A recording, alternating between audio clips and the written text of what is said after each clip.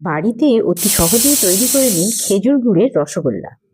নমস্কার, আমি বনশ্রী। আমার শ্রীর রান্নাঘরে আপনাদের সকলকে জানাই সাদর আমন্ত্রণ। ভিডিওটি স্কিপ না করে পুরো দেখবেন, না হলে কিন্তু পারফেক্ট টেস্ট আসবে না। আমি এখানে গ্যাসের মধ্যে একটা কড়া বসিয়ে দিয়েছি, গ্যাসটাকে হাই ফ্লেমে রেখেছি। আর এই জলটা যে একটু গরম হয়ে যাবে, অল্প জল দিয়ে দিলাম, এতে কড়ার তলায় লেগে যাবে না। আমি দুধ দিয়ে দিয়েছি এখানে 1 লিটার। এই দুধটা কিন্তু ফুল ফ্যাট দুধ। যে কোনো মিষ্টি তৈরির জন্য অবশ্যই ফুল ফ্যাট দুধ নেবেন। আর জলটা দিলাম কিন্তু অনেক সময় কড়ার তলায় লেগে যায়, এই জলটা দিয়েছি বলে আর লেগে যাবে না। এখানে আমি নর্মাল যে ঘরে আমাদের চামচগুলো থাকে সেই চামচ মেপে 6 চামচ ভিনিগার আর 6 চামচ জল দিয়ে দিয়েছি। দিয়ে এটাকে ভালো করে মিশিয়ে একটা সলিউশন তৈরি করে নিলাম। দেখুন, আমার দুধটা একটা বেশ ফুটবো ফুটবো ভাব এসছে, একটু বুদবুদ হচ্ছে, কিন্তু ফুটবে না। আমি ফোটা পর্যন্ত এটাকে নিয়ে যাব না। তার মধ্যেই আমি গ্যাসটাকে অফ করে দেবো। দিয়ে এবার অল্প অল্প করে ভিনিগারের সলিউশন দিতে থাকবো। যে কোনো মিষ্টির ছানা কাটাবার সময় একটু ছানাটা স্লো সময় নিয়ে, মানে ধীরে ধীরে ছানাটা কাটাতে হবে। একেবারে যদি এই ভিনিগারের সলিউশনটা দিয়ে দিই তাহলে ছানা হার্ড হয়ে যাবে এবং তাহলে কিন্তু মিষ্টির স্বাদটা ভালো হবে না। তো একটুখানি ছানাটা সময় নিয়ে অল্প অল্প করে ভিনিগার দেবেন আর হালকা হালকা করে নাড়াবেন, দেখবেন খুব তাড়াতাড়ি ছানাটা কেটে যাবে। আর বেশি সময় লাগবে না, 5 থেকে 7 মিনিটের মধ্যেই কিন্তু ছানা কেটে যাবে। দেখুন, আমি 2 মিনিট আরো রেখে দিয়েছিলাম। এরকম সবুজ জল বেরোবে, তার মানে ছানা একদম আপনার পারফেক্ট রেডি। আমি এখানে একটা ছাঁকনির ওপরে সাদা সুতির কাপড় দিয়ে ছানাটা ছেঁকে নিচ্ছি।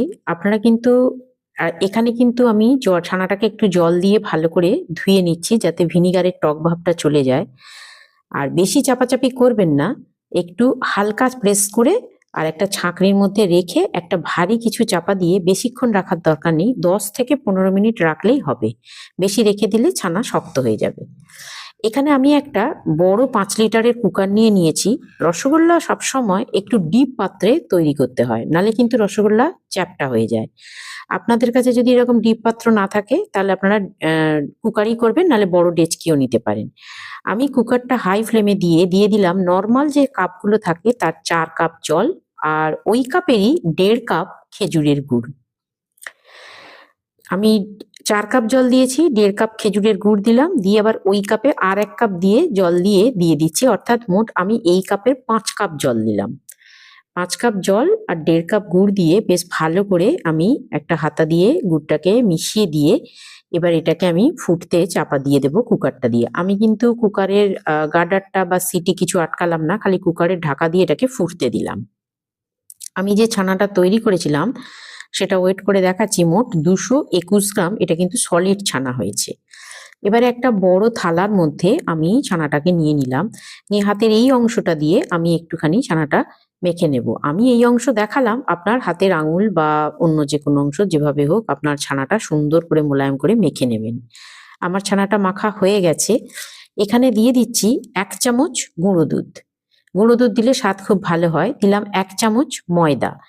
ময়দা দিলে খুব সুন্দর ময়দার মধ্যে মিষ্টিটাকে বাইন্ডিং করে রাখে। আর দিয়ে দিলাম 1 চামচ অ্যারারুট, এটাও কিন্তু বাইন্ডিং এর জন্য দিলাম, মিষ্টিটা ফেটে যায় না। আর দিয়ে দিলাম 1/4 চামচ ছোট এলাচের গুঁড়ো। এবার এই অ্যারারুট, ময়দা, গুঁড়ো দুধ আর ছোট এলাচটাকে একটু ভালো করে আগে মিশিয়ে নিচ্ছি। একটু ভালো করে মিশিয়ে নিয়ে এবার ছানাটাকে এই সমস্তগুলোর সঙ্গে দিয়ে ভালো করে মিশিয়ে খুব ভালো করে মেখে নেব। এই মাখাটা কিন্তু ইম্পর্টেন্ট, একটু সময় নিয়ে একটু ভালো করে মেখে নেবেন, কোথাও যেন কম বেশি না হয়, তাহলে কিন্তু এক একটা রসগোল্লার মধ্যে কম বেশি হয়ে যাবে। আমার মাখা হয়ে গেছে। এবারে আমাদের যে বাড়িতে যে নর্মাল খেজুরের গুড় আছে, দেখবেন ওর ওপরে একটা পাতলা একটা জলের মতো থাকে, সেইটাই 2 চামচ তুলে আমি এর মধ্যে দিয়ে দিলাম। এতে কি হয়, আমরা অনেক সময় রসগোল্লা 1 চামচ চিনি দিই মিষ্টি স্বাদ হওয়ার জন্য, কিন্তু সেই চিনির পরিবর্তে আমি যেহেতু গুড়ের রসগোল্লা করছি, আমি ওই খেজুরের গুড়ের জলীয় ভাবটা দিয়ে দিলাম। এবার ওই পুরো যে ডোটা হয়েছে সেটা থেকে আমি দুটো ভাগ করে নিলাম আগে, তারপরে মোটামুটি সমান ভাগের কয়েকটা ভাগ করে নিচ্ছি। মোটামুটি ভাগগুলো হয়ে যাওয়ার পর আমি একটা ভাগকে নিয়ে একটু চেপে চেপে এর হাওয়াটা বের করে দেবো, মানে যাতে কোনোভাবেই একটা সলিড জিনিস তৈরি হয়। তারপর সেটাকে হাতে নিয়ে একটা একদম পারফেক্ট গোল রসগোল্লার শেপ দেব। এই শেপ দেওয়াটাও খুব ইম্পর্টেন্ট, একটু হাত দিয়ে চেপে চেপে শেপ দেবেন যাতে এর মধ্যে কোনো রকম ফাট বা ফাটল না আসে, কারণ এখানে যদি ফাট থাকে তাহলে সে কিন্তু ওই ফাটলটা আপনি যখন রসের মধ্যে ফোটাবেন সেটা কিন্তু দেখা যাবে। তাই অবশ্যই এটাকে খুব সুন্দর করে তৈরি করে নেবেন।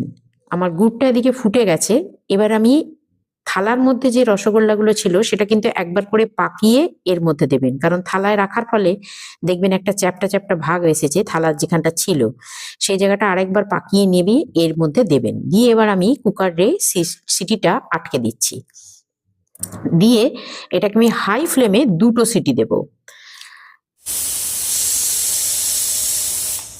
হয়ে গেল একটা সিটি, আর একটা সিটিও হলো। এবার আমি গ্যাসটাকে একদম লো ফ্লেমে করে দেব। এইভাবে লো ফ্লেমে করে দিয়ে আমি 8 মিনিট রেখে দেব। 8 মিনিট পর আমি হয়ে গেছে, আমি গ্যাসটা বন্ধ করে দিলাম। ঠিক এইভাবেই কুকারটাকে আমি রেখে দেব। কুকার নিজে ভেপার ছাড়লে তবে, আলাদা করে আমি ভেপার ছাড়াবার চেষ্টা করব না। কুকার দেখুন নিজে থেকে ভেপার ছেড়ে দিয়েছে, একদম সিটিতে কোনো ভেপার নেই, আর কুকারও ঠান্ডা হয়ে গেছে। এইবার আমি কুকারটাকে খুলে নেব। দেখুন একদম রসগোল্লা বেশ ভালো মতোই তৈরি হয়ে গেছে, এটা প্রায় 80% কুক হয়ে গেছে। এবার আমি এটাকে একবার গ্যাসে বসিয়ে হাই ফ্লেমে ফুটিয়ে নিচ্ছি। রেসিপিটি কেমন লাগলো আপনি কমেন্টে অবশ্যই জানাবেন। আপনার মতামত আমার কাছে খুবই গুরুত্বপূর্ণ, আর সেই সঙ্গে আপনার নাম এবং আপনি কোন শহর বা গ্রাম থেকে দেখছেন আমাকে কমেন্টে অবশ্যই জানাবেন। ভিডিওটি পুরো দেখার পর ভালো লাগলে একটা লাইক করে দেবেন এবং পাশে থাকা বেল আইকনটি প্রেস করে দেবেন যাতে আমার সমস্ত রেসিপি আপনার কাছে পৌঁছে যায়। আপনার কোনো প্রিয়জন বা বন্ধুর কাছে রেসিপিটি শেয়ার করে দেবেন যাতে আপনি নিজস্ব সময় মতো একবার দেখে নিতে পারেন। রসগোল্লার রসটা খুব বেশি ফুটে গেলে একটু অল্প করে গরম জল ফুটন্ত দিয়ে দেবেন। আমার রসগোল্লা প্রায় হয়ে গেছে, একটা কাঁচের গ্লাসে নিয়ে জল নিয়ে তার মধ্যে দিয়ে দেখব যে ডুবে গেছে কিনা। যদি ডুবে যায় তাহলে রসগোল্লা পারফেক্ট। দেখুন আমারও রেডি, কারণ আমার রসগোল্লা ডুবে গেছে। এবার আমি এটাকে একটা বাটিতে সার্ভ করে নিচ্ছি। রসগোল্লা এইভাবে বাটিতে সার্ভ করার পর 1 ঘন্টা পর ঠান্ডা হয়ে যাবে, তারপর এটাকে ফ্রিজে 1 ঘন্টা রেখে তবে সার্ভ করবেন। তাতে রসগোল্লার টেক্সচার খুব ভালোভাবে তৈরি হয়ে যায়, সঙ্গে সঙ্গে করলে কিন্তু অতটা ভালো তৈরি হয় না। এই রসগোল্লাগুলো আপনারা যেভাবে করছেন আর নর্মাল যে ট্র্যাডিশনাল প্রসেস তার মধ্যে এর খাটুনিটা একটু কম হয়, কারণ এটা কুকারে 2টো সিটি দিলেই হয়ে যায়। একটা রসগোল্লা তুলে আমি দেখাচ্ছি কেমন হয়েছে। দেখুন কি সুন্দর ইজিলি কেটে যাচ্ছে, একদম নরম হয়েছে, আর দেখুন ভেতরটা পুরো জালি জালি হয়েছে, একদম পুরো জালি জালি হয়েছে ভেতরটা। অবশ্যই একদিন বাড়িতে তৈরি করবেন, আশা করি সকলের ভালো লাগবে, আপনি প্রশংসা পাবেন। আজ এ পর্যন্তই, আবার আসবো অন্য একটি রেসিপি নিয়ে। ধন্যবাদ।